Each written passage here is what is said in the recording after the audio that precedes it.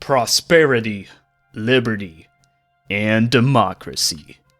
Helldivers 2 needs no introduction because if you're here, you know what it is. Mainstream gem, indie studio failure, drama this, drama that, awesome devs, bad players, bad devs, awesome players, tactical grunt slap fantasy. The whole shebang, but you know who does need an introduction? Me, because I'm a nobody. You can call me Bishop.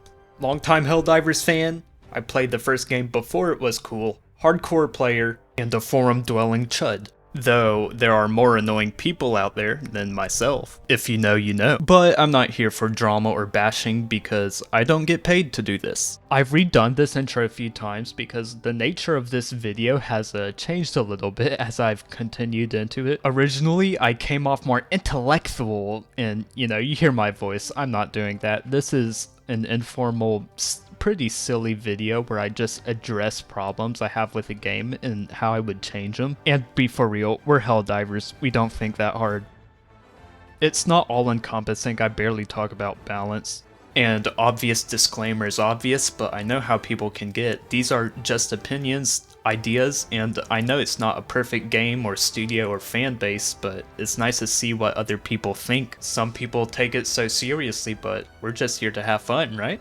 There is a lot to speak about, and quite frankly, I can't speak about everything. There's so much in the game, and there's a lot of stuff being changed right now. But without further ado, get ready for the deep dive.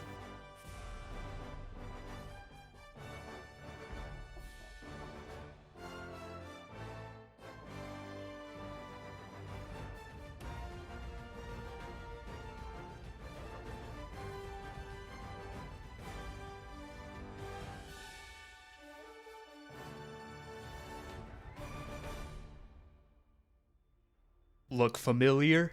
The Helldiver is the most important part of the player experience because the Helldiver is the player. And the most important thing a Helldiver provides to the experience is movement, a physical body to move and interact with the world.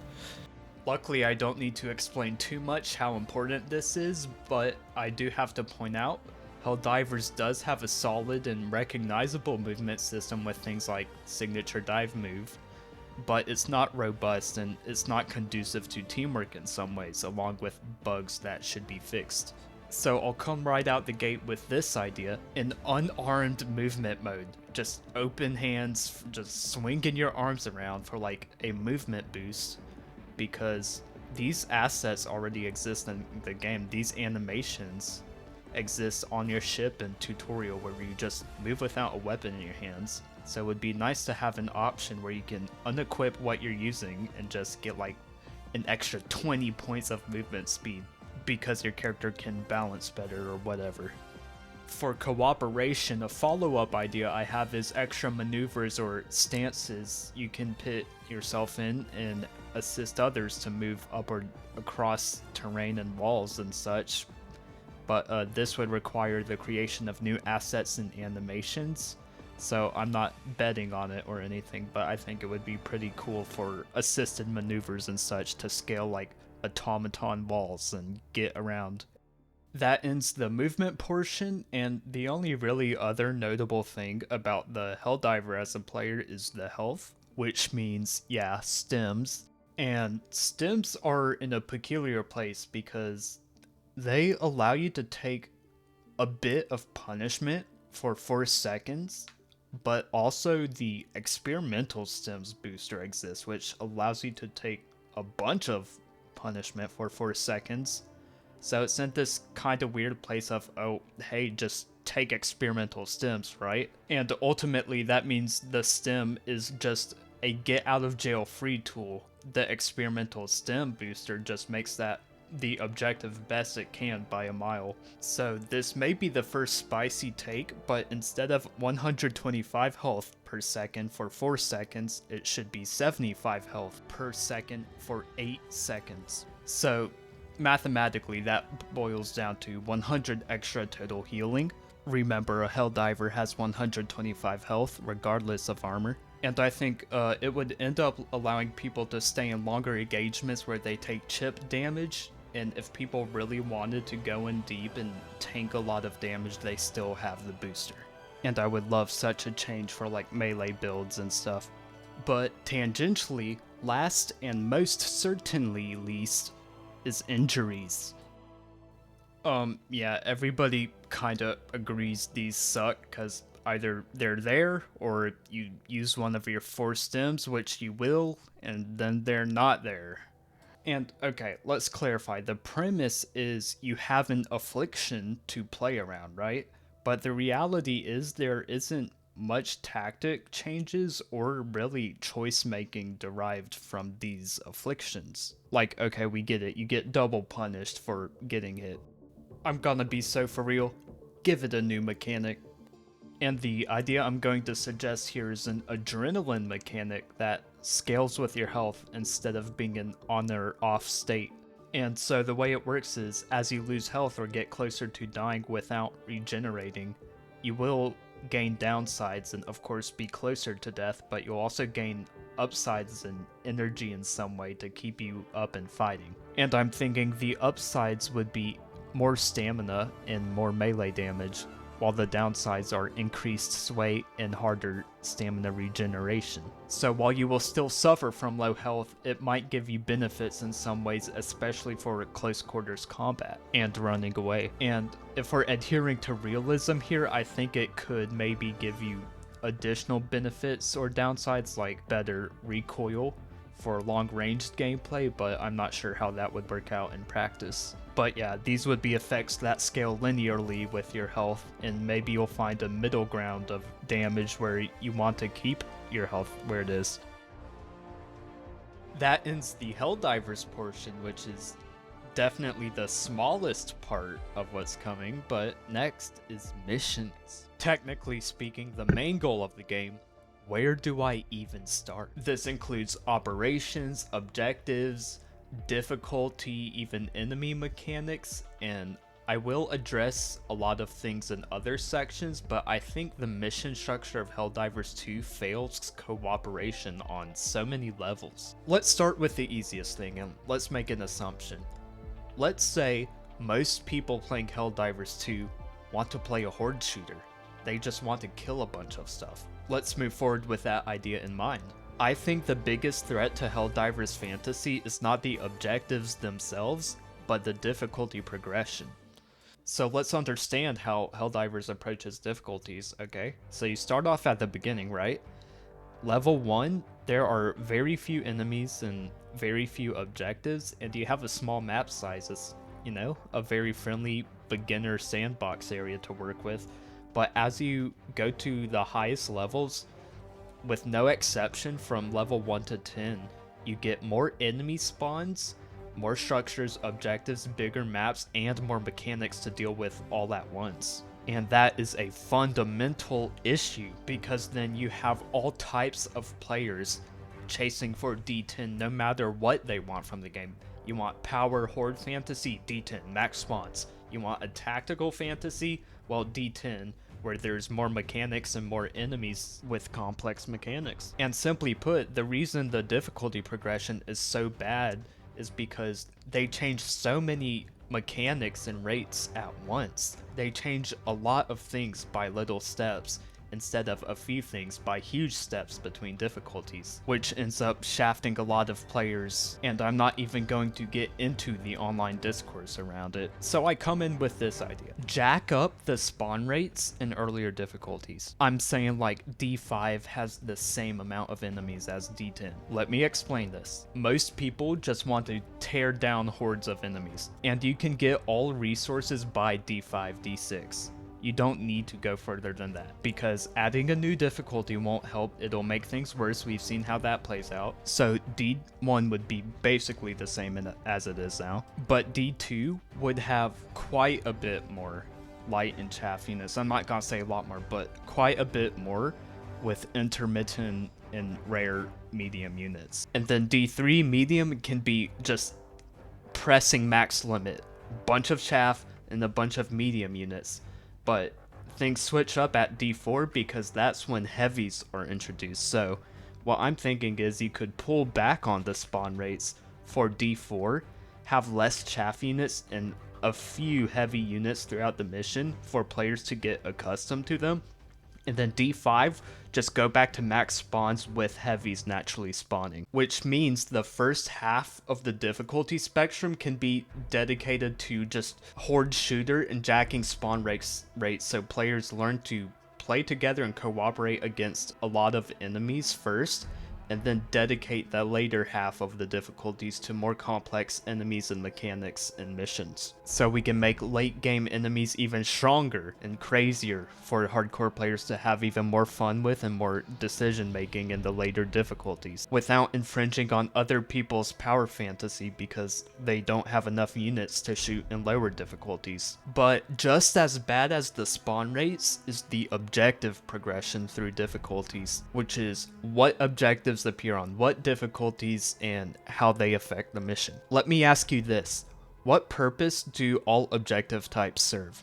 Okay, the primary objective is your main goal, so it's like the climax of the mission, right? Well, not really. Okay, but what about side objectives? Okay, these are optional objectives that have some sort of impact on your mission, right? But not all of them really do. And maybe you'll say, oh well, not all side objectives need to have a gameplay impact, but then you just kinda described an outpost. And enemy bases do technically affect gameplay, but we'll touch on that later. And sub-objectives for the most part tend to be pretty fine, except for one circumstance. So how does somebody address these discrepancies? First and foremost, every single objective in this game should be introduced as a primary objective for a mission. Alright, imagine this, you're playing D4 for the first time. You just learned how to fight heavy enemies, and now they're spawning on the field naturally. And your objective is to kill a new enemy you've never seen before. So you get your squad together, and you approach the enemy, and a bot drop comes, and they drop these heavies that you've learned how to fight, okay? And you're like, oh, I have an idea. Let's call down one of these orbital... What in God's name is that thing? And then it just makes the mission a lot more confusing, and it hits hard, and you overcome it eventually. You know, you learn how the jammer works, and you learn how the, elite enemy works, but it's kind of a nothing burger in the long term, and only kind of hurts the learning experience for new players. So side objectives, jammers, spore towers and stuff, and sub objectives, the generators, the fuel pumps, they should all start off as primary objectives, maybe the difficulty before they become a side objective, so players encounter them first and understand what purpose they have. And it would really help if they were actually put where they belong. Jammer, okay, that affects the mission. Side objective, the data pod uploads, those don't affect the mission, they should be sub-objectives. Okay, LiDAR station, that affects the mission, it shouldn't be a sub-objective. Anyways, enemy outposts are something I'll touch on later. Also, bring more missions to D10. There's no reason to have so few. Now, onto the actual missions themselves and their structure. It's no mystery that missions don't really promote teamwork, and they're kind of easy. The main bread and butter of this game is combat, really, and the way it's currently made doesn't really facilitate teamwork. So let's start from the bottom. Combat engagements in this game root from patrols and enemy outposts. Here's the problem.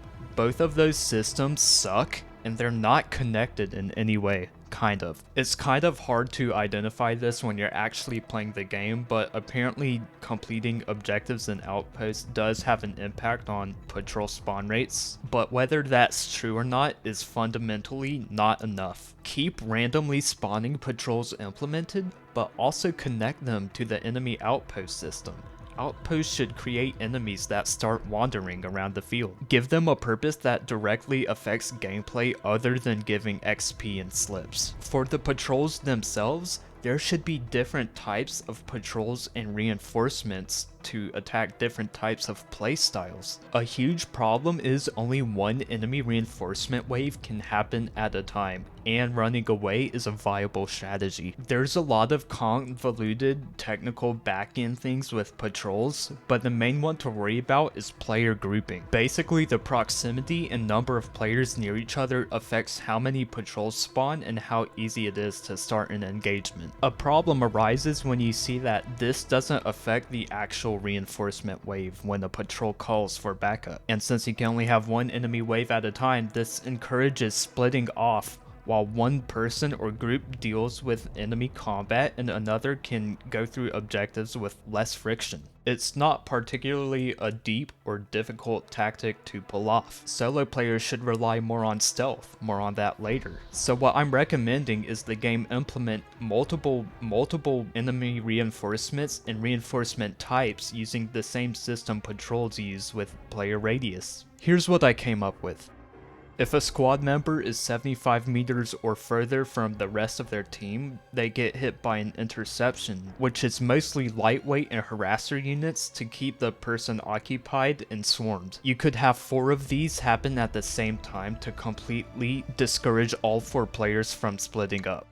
If 2 or 3 players trigger a patrol, it'll be just about the same as it is now, with a pretty large wave with a mixture of units that all of the players have to take on, or it'll kind of suck for them. Mostly how it is now, if not with more heavy or defensive units.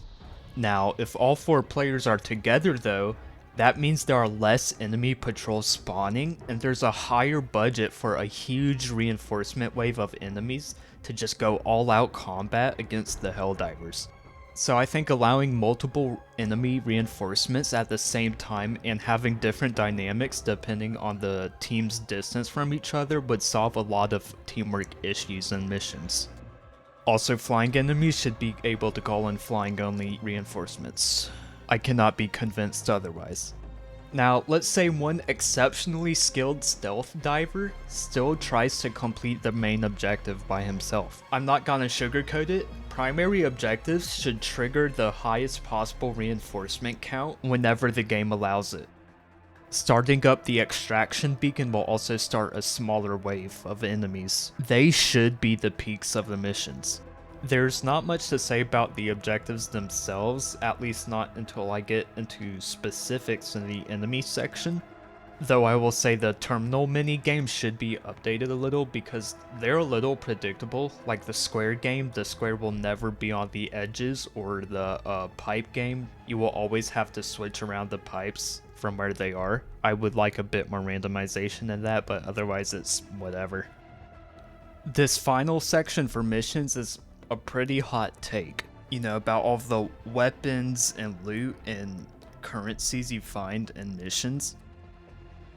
But you shouldn't really be able to find medals and super credits in missions. Now, before I get executed for being a corporate bootlicker, think about how many samples, supplies, and equipment get taken out of the mission pool because currency took its place. What would we do about this? What would I change? Medals or whatever. Give them higher rates. I don't care. Either way. Super credits, I personally believe, should be awarded for operation completions. People should be rewarded for effort and difficulty and not farming on D1.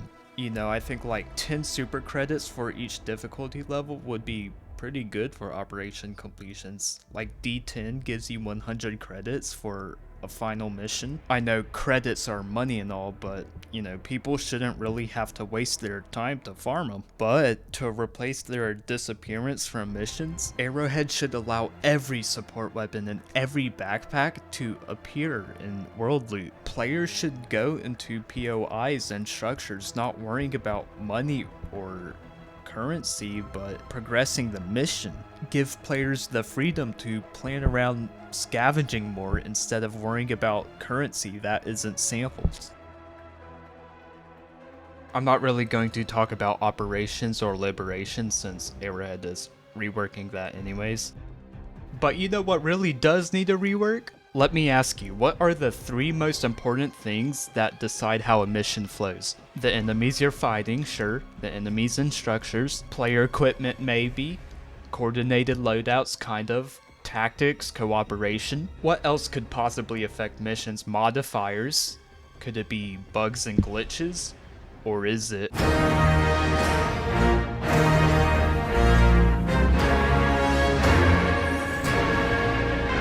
This is where my bias comes in, more than it has anyways.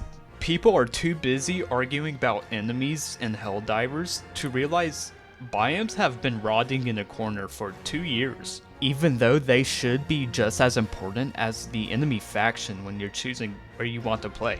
How important should terrain be? What should they add to the mission? Unique geology to approach movement in different ways? Well, that's not most of them. Prominent weather that changes up combat? That's not most of them. How about having any ground at all that lets you climb and dive and move anywhere? The bar is in hell. Let's do a little exercise. What biome is this? Okay, well, it's a jungle, but which one? The plants are still intact, so we know it's not the wasteland, leaving us with 3 other options. Observant people may see the fireflies, and that's correct, it's an ionic jungle, but the problem is apparent. A majority of biomes are just color swaps. Dozens and dozens of planets with the exact same terrain, but maybe a weather difference which isn't even that unique to them. Biomes and terrain should be unique, prevalent, and important to the mission. Now let's do that same test again with a biome I personally love. Yeah, magma biome. It has unique terrain, there's only one type of that biome, and you can kind of guess a very small amount of planets, which it could be, there's only 3 of them. Now don't mistake this for calling it a perfect biome because I have a lot of complaining to do, but you get the idea. I truly think this is the most underdeveloped part of the game and therefore requires the biggest mechanic changes. So let's start off with the obvious. Add multiple biomes to one planet. There's really not much more to say here. Helldivers is supposed to feel like this fantastical sci-fi environment, and we get these bland surface-wide biomes. Make planets feel alive, and I'm not saying like, oh, pit a jungle next to a slightly different jungle. No, just mix and match everything. Make it crazy. And don't go overboard either, just 2 or 3 biomes would do a lot of work for making the galactic board feel less spread out. And you could even make the mission selection larger so the operation crosses multiple biomes. Now, time for some fun facts. What is that yellow band between biomes? Well, we know what a biome is in real life, but in real life, nature doesn't always converge so neatly. In ecology, an ecotone is an area between 2 biomes, where ecologies rapidly mix but maintain distinct features. On a planetary scale, it wouldn't really be called that, but it's the best way to describe a mixed zone. If we can divide biomes into 3 key features, their terrain, environmental props, and weather, these ecotones would be a mishmash which can go any way, like glaciers with trees and volcanic rain, or a jungle with a snow layer and a blizzard, and whatever else you can think of. Geysers, ion storms, sand, mix it all together, man. This is something that doesn't need new content or props, just mechanic changes. The last thing I want to go over is weather mechanics, cause they suck. A lot of them are boring, and a majority of them have little impact on the gameplay. I believe weather for each mission should have a budget where they can do a couple powerful weather events or very many smaller weather events. I'm talking like a dozen small dust storms or 2 massive sandstorms. So events that change mechanics like ion storms could have weaker versions where they like scramble your stratagems instead, or stuff like acid storms would have larger versions where they take armor down like 2 levels instead of 1. The rest of what I have to say is just nitpicking specific biomes, like Tremor Deserts should have canyons, and the lava geysers of magma worlds should be angled so they can actually hit people. But I'm not done yet, because I have to complain about tile sets and regions too. So cities, colonies, points of interest, I'm going to make a series of statements and see what you agree with. Colonies feel small. Cities feel monotonous. Points of interest lack variety. These can be connected with one phrase: mission area. The physical tiles and structures in this game sometimes overuse the area of the mission or not enough of it, or otherwise take up too consistent of an area every mission. There's little variety. Look at these urban environment concept arts from Tor Veselovsky.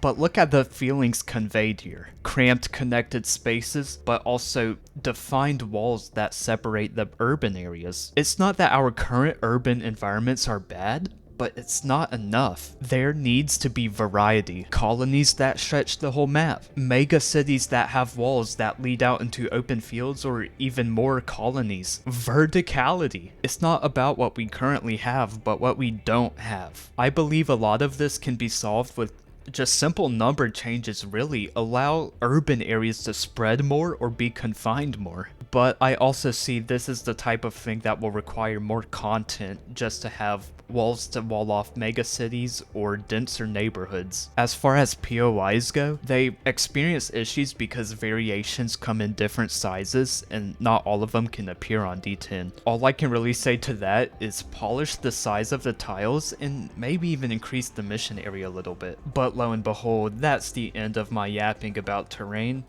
Here comes the tough stuff. I've been postponing it. We're going to talk about player equipment. Dreadful.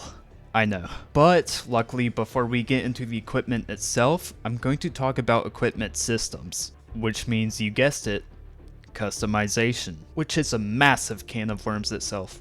So let's start off with what we know: primary gun customization. Let's start off with another question. What purpose does gun customization have? Is it to be a resource sink? Because it fails at that since it only uses rec slips really, and technically XP. Here's what I suspect most people will say: it's a quality of life system. Here's the issue: this quality of life system power creeps like half of the weapons in the game. As a tangent to nip future comments in the bud, if you want weapons to be side grades and have niches, balancing matters. Same with enemies. Full stop. Who is using the base Liberator after they max out the recoil on the Liberator carbine? Who is pitting foregrips on their Eruptor, you know? People can say otherwise, but what customization ultimately ends up being is an upgrade system, under the guise of preferences. Because weapon variations already existed before its implementation. And more importantly, Arrowhead keeps selling variations after its release, with obvious customization just not being customization. But I truly do believe in my heart that I have a way to work around with what we have. And there's really no other choice but to go all in. What the hell did I just put on the screen? I've thought of every way Arrowhead could approach customization, and I think the saving throw here is a full-on gunsmith, because Arrowhead already has the parts they need. Think about it this way. Weapon variations are supposed to have similar-ish attributes to a standard gun chassis, but in theory they're also supposed to provide something unique to the whole game, or at least that type of gun. So what if instead of buying weapon variations, we bought bundles of attachments? Variations get boiled down into their core parts, and they don't have to be put on one type of gun body anymore. If a weapon doesn't have variations, think like Adjudicator and Tenderizer, then it'll give you its own gun body that you can stick other attachments from other weapons onto. The ability to combine and mix and match opens up so many opportunities and makes players feel less bad about not owning certain weapons. And it would really push Arrowhead to understand and define what makes a weapon really unique, and probably balance their attachments a bit better than they do now. And to appeal to the business side of things, I don't think there's money to be lost here. I think this would encourage people to buy more war bonds for attachments they can put on other weapons instead of the weapons themselves. Variations could become skins, and instead of leveling up a weapon, you can just use samples to unlock attachments for each gun body. And of course, I hope for a similar system for secondary weapons. Now, onto something that hasn't happened yet, armor customization. So I do agree with everything, give us all the colors and give us transmog, but how exactly? So I think a player should be able to put any passive they want on an armor, and that has a straightforward process. Firstly, you need to buy an armor with that passive to put it on any other armor. Makes sense. But more importantly, that armor has to be in the same weight class. Light, medium, heavy. It's important the system doesn't interrupt the chase for equipment or store-bought items. But this also means Arrowhead can be more liberal with armor stats and change numbers outside of the standard increments of 50 more than they do now. So I said earlier that Arrowhead is under the process of changing a lot of systems right now, and I wouldn't give them much of a spotlight. But I couldn't resist, it doesn't hurt anybody. I think for upcoming ship customization, it would be cool if each ship had a tree of its own modules it could research. The modules not necessarily relating to each other or the ship. And you spend samples to begin one, and as you gain experience, you complete it down a random tree in multiple directions. And then you can slot these modules into your ship's systems. They don't just activate and pile up passively.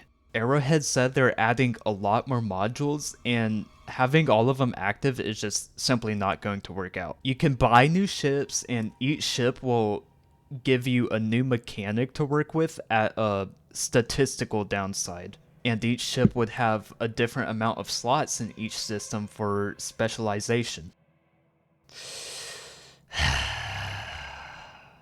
Time to talk about it. I'm not going to talk about weapon mechanics more than I need to, but I think we can all agree there are outliers both above and below a decent power level, and mechanics are pretty convoluted across the board. Let's make this quick. Bring back ricochet mechanics, decrease drag on assault rifles and DMRs. Let's see, increase Punisher's damage and fire rate, decrease Sweeper's ammo and spread.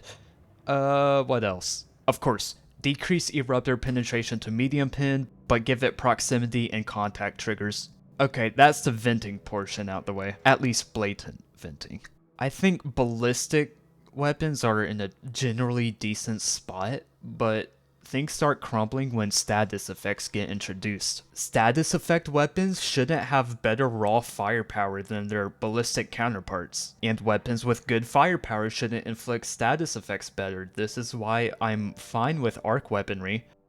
But what's really the problem? What do we actually do? I think status effects completely lack differentiation and standardization in how they work and how they're applied. If you pick up a weapon with a unique damage type, you shouldn't go in just looking for a straight up stronger weapon than ballistic weaponry. Looking at you explosive weapons. I'm really just gonna go down the list of changes I would make and a mechanic I would add. So the issue with status effects is fundamental, and it's actually kinda straightforward. The strength and severity of status effects are baked into the weapons. So not only your max potential, but your cooperation power, your cooperative power that you can provide to the team through status effects is already handicapped from the second you equip something.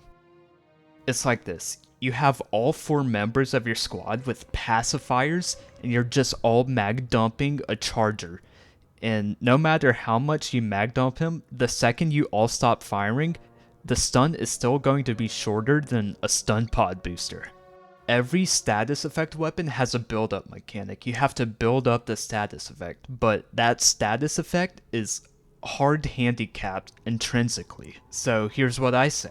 Allow every enemy to be affected by status effects where armor penetration applies. And instead of having an internal handicap, every status effect weapon has an internal power that determines how much status effect they apply for doing whatever they do. That way, the actual obstacles come from enemies having their own thresholds and status decay rates. Bigger enemies resist all status effects more, unless you want other units to have like gimmicks and stuff. So weapons have intrinsic status effect power, and enemies have intrinsic resistances and thresholds to meet to apply that status. And to deepen the mechanics, all status effects would now have levels. to them where they start off weaker than they are now when you first apply them, but after you meet certain thresholds, they become stronger than they are now, incentivizing specialization and teamwork, not just hit and run one and done tactics, particularly for medium and heavy units. I'm not going to give exact numbers because that's just superfluous, but we can say the thresholds aren't linear, so it would be really easy to apply the lowest status effect, which is weaker than they currently are, and then the current ones would be around 2 times harder to apply or something like that, and then to have a super strong, like, enemy slaying status effect, it would be multiple times above the initial threshold. Now onto the status effects themselves. Explosives should deal less direct damage and should have line of sight checks. They shouldn't hit through enemy parts. If the gimmick of your weapon is an AoE damage field, they shouldn't be dealing more single target damage than ballistic weapons. Gas, no more confusion, does less damage, but its new effect is a scaling acid effect, which does armor reduction on individual parts. Fire is straightforward, it's all damage, so you're going to kill mediums slower if you're just using one weapon. Mediums and heavies are going to take longer, but if you use multiple weapons or team up, then you're going to incinerate them faster because the status effects are combining and building up together instead of relying on raw direct damage, so less DPS overall from the weapons themselves, but more DPS from the status effects. Also, direct flame streams don't confuse, they should slow. Smoke, the actual stealth status effect, should confuse enemies when they're inside, so if enemies enter a smoke field, they'll start firing and attacking in random directions, and if you're in the smoke field, they'll just lose you if you tiptoe around. Stun effects are kinda straightforward, they're pretty much the same as they are now, but they're combined with stagger, so the first threshold is a stagger.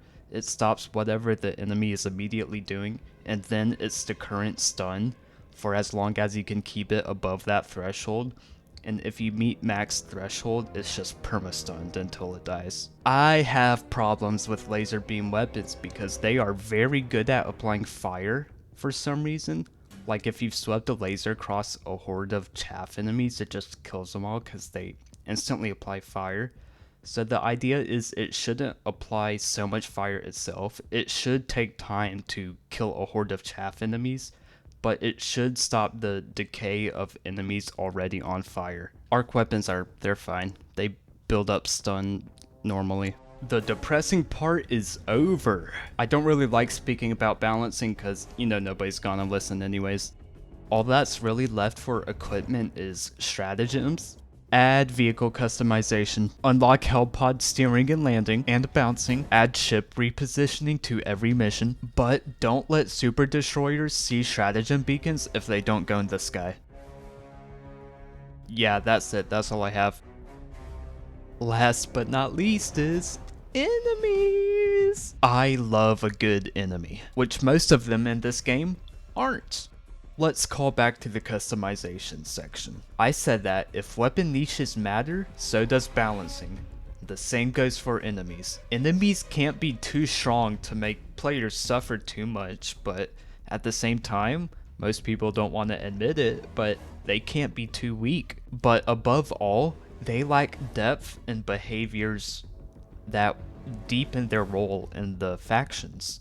This section requires a lot of setup because in the current sandbox, enemy factions have become quite monotonous and kind of fucked up over the months and years. It does help we already went over missions and patrols and difficulties, so there's no need to reiterate all of that. And let's get right into some general changes I would make to all enemy combat. And the first change isn't even really a change to enemies. I probably should have put it in the weapons section, but it's a change to structures.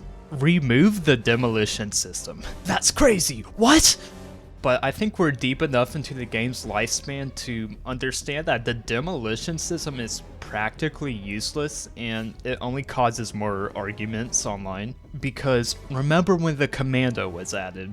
And there was a bug that let it destroy fabricators very easily from the outside, and people are like, well, why can't the rest of the rocket launchers do it this easily? And instead of changing demolition around, they just gave automaton fabricators health and armor.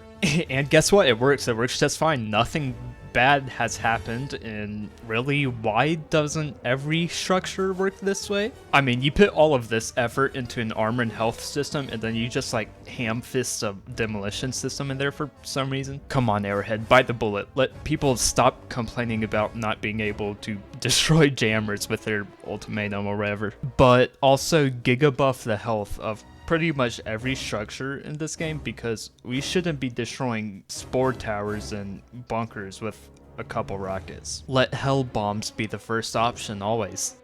And before we get into specifics, let's address the elephant in the room. Stupid goddamn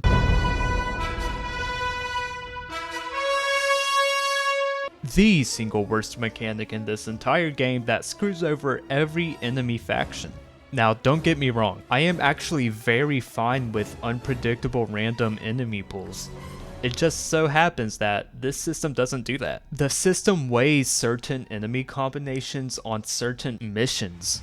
If you get a pool of enemies that isn't what's most likely, the spawn rates aren't even accommodated for and the mission is easier. I don't even have a graphic for this. Let's just slam fire the list of things I would want to change. Number 1, remove the constellation system. Number 2, don't make enemy variations replace other enemies. Overseers and devastators coexist with their variations. Why do we need to replace tanks and striders?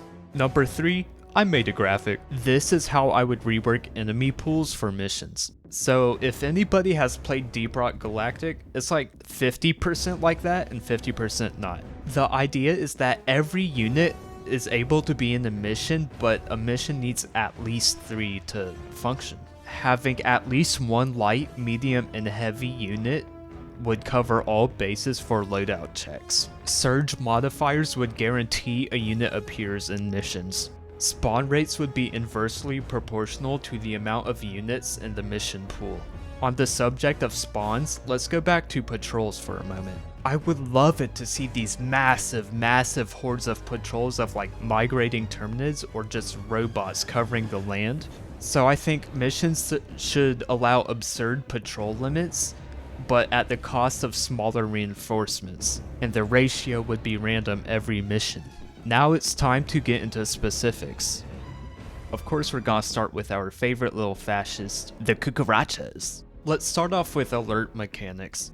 It's no secret that enemies are kinda clueless, and I think all factions need changes to how they get alerted. Terminids, it's obvious. Make them completely blind, but give them super hearing, like they can hear gunshots from 100 meters away or more.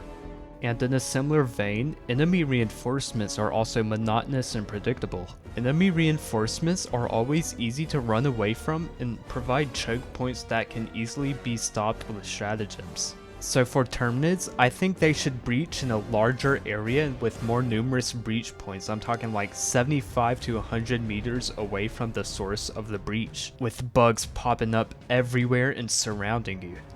Now, onto the units. I'm thinking the smallest units like scavengers, pouncers, and hunters should be able to climb walls to reach Helldivers. I mean, let's be real. They're bugs. Hive guards should place themselves in front of friendly units. Bring back AV4. Make commanders hide. Again. This is where I go on a tangent about heavies. AT meta sucks. I think the notion that you should one-shot a majority of elite enemies with a handheld weapon because you brought a bigger gun instead of a smaller gun is pretty ridiculous. I don't think it's an issue of health, but rather accessibility, because realistically, heavies need more health than they do right now. So chargers, bio titans, impalers, and everything above, they should get overall health increases, especially at weak points where rockets one-shot them, minus like the normal charger. But huge caveat, reduce the health on the external armor of heavies, so heavy weapons can penetrate better and expose their insides, which you can shoot with smaller weapons. killing heavy should be a more involved and resource intensive process. It's just a matter of a lot of weapons not affecting heavies. Continuing on with mechanics though, I think Terminid heavies should also have headless states because the whole point of the faction is they are unrelenting. Otherwise, for more specific things, I think the Spore Charger should be in the Spore Burst faction with Spore Burst mechanics. It just makes sense. And I think the Dragon Roach at this point should be part of the base faction. And I think Spore Spewer Towers should have more height to their fogs so they conceal where they are. On to a way more interesting faction now.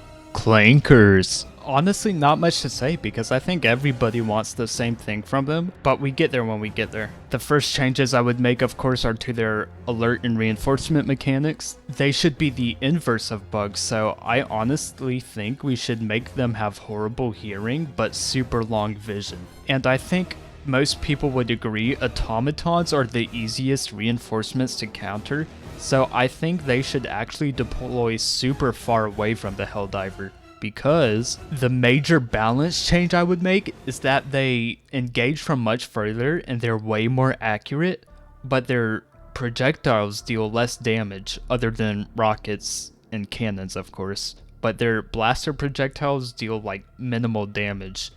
They just shoot you from far away, you know, like actual armies. So of course the first behavior change I would bring to complement this is automatons have set limits for each unit on how close they're going to engage and move around you. So, you know, troopers, Hulk, scout striders try to run up in your face. The Devastators and War Striders are like medium distance, and those tanks and factory striders in the back should stay around their effective ranges. And of course they should have flanking maneuvers and line of sight checks so they don't blast their backs out. But I'm not done yet. I have a couple radical ideas I haven't seen anyone else mention, and I'm not talking about the cyborg. I know this looks crazy. I think, and apparently this is just me, but I think headshots shouldn't be lethal kills. At least not directly. Yeah, boo me. I think most people will tell you that the gimmick, quote unquote, of automatons is they all have like insta-kill weak points that you can one-tap.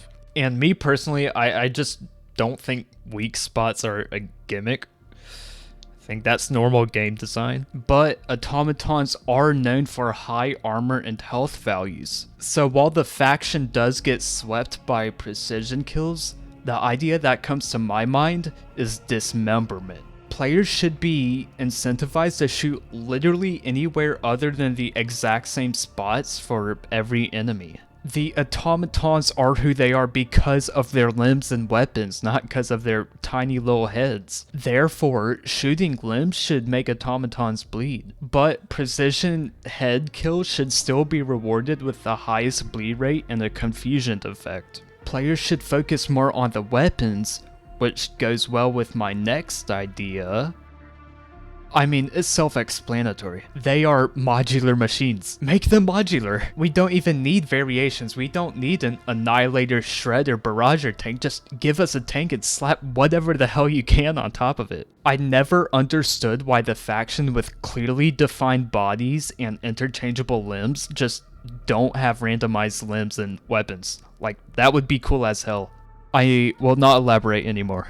The last few changes I would make are more covered outposts because automatons have the worst outposts in the game. It's not even close. They need higher walls and more coverage, so players have to actually approach the outposts. Factory Strider, same thing as the Terminids, more health, less one-shotting, but thinner external armor. And on this topic, let's talk about a metal elephant in the room.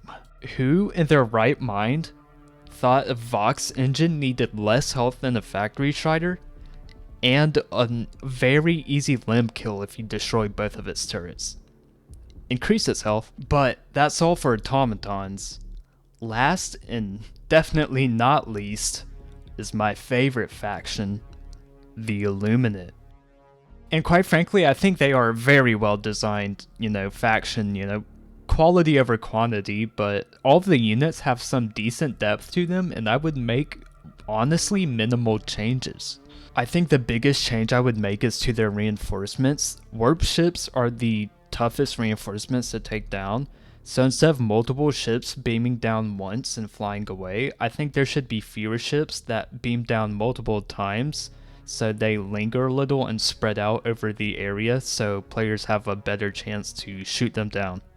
I won't lie, I think the only specific enemy change I can think of is Stingrays shouldn't slow down for their strafing run because they're close air support. Why would they slow down? And if you keep them fast, it gives homing weapons a better niche to chase them down, so you don't have to aim as hard, obviously. And I think flesh mobs should be part of the mindless masses because Illuminant don't really need that many bullet sponge enemies. Like, I get the point, but now that there's a whole sub-faction dedicated to it, just put the flesh mobs in there. I think the vote lists are enough for general gameplay, and increase the range on the harvester.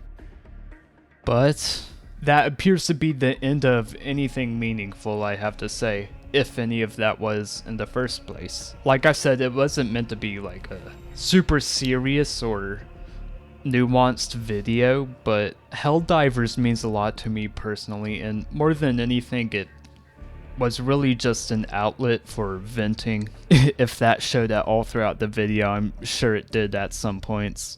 And I said I wouldn't bash on people, but let's talk about people for a second, like myself, the community, the studio. I really enjoyed making this video, but I wanted to talk more about art and like specific number balancing, but I kind of realized how much resources that would take. And this project so far has drained my computer. I actually just hit my storage limit, and the temporary files in my video editing program are, it was hard to manage. I would say show support and I'll make another video, but I'll be honest, that's not happening. This is the extent of my contributions to the community. And let's talk about this community in the game for a minute. Like I said, I was an actual fan of the original Helldivers when it was released. I knew the original Helldivers. And with no other way to put it, the mainstreamity of Helldivers 2 has sucked the passion away just out of the game and out of me because of changes over the year that mainly appeal to, you know, a mainstream audience instead of the original vision of the game, because that's what Arrowhead gave you. They betrayed their own vision. This isn't what Helldivers is. I'm being for real with you. Their motto is straight up, a game for everyone is a game for no one. And look where we are. This is a business first game. I'm gonna keep it real with you guys. If you expect a studio to make business decisions in spite of their original vision and not exploit consumers for money or PR, you're out of your mind. People wanted Helldivers 2 to be a game it wasn't meant to be, and that's what we have. We have Redditors, slop tubers, glazed divers, wine divers, and whatever Arrowhead is doing at any given moment. Because to me, Helldivers 2 just represents another disrespect and destruction of an art form for, you know, money. Capitalism. Heavily ironic given the game's setting, but I'm going to leave you with this thought. Are you upset with Helldivers 2 because of the studio, the PR, the power grunt fantasy? Or are you upset simply because it's not Helldivers? Do you think Sony and Arrowhead poured millions into this and years of work with armor systems and ricochet mechanics just for us to one-shot everything? For profitable, exploitable casuals to complain because they have to rely on teammates, or, well, had to anyways. Or, well, that's how I feel about it anyways. Trying to not come off as gatekeepy, you know, but it's just weird to me that some people can't fathom a certain piece of media or art is just not for them. Luckily, Arrowhead laid it out for us with the whole game for everyone's game for no one, and here they are with another overpriced war bond with unoriginal equipment. But, you know, we can't all be winners, but we can sure as hell all be losers. But that's the note I wanted to end on. If you want to have any discussion about, you know, this segment or any of the video, I will respond to comments, but with nothing left to say, Exosuit Certified, Bishop signing out.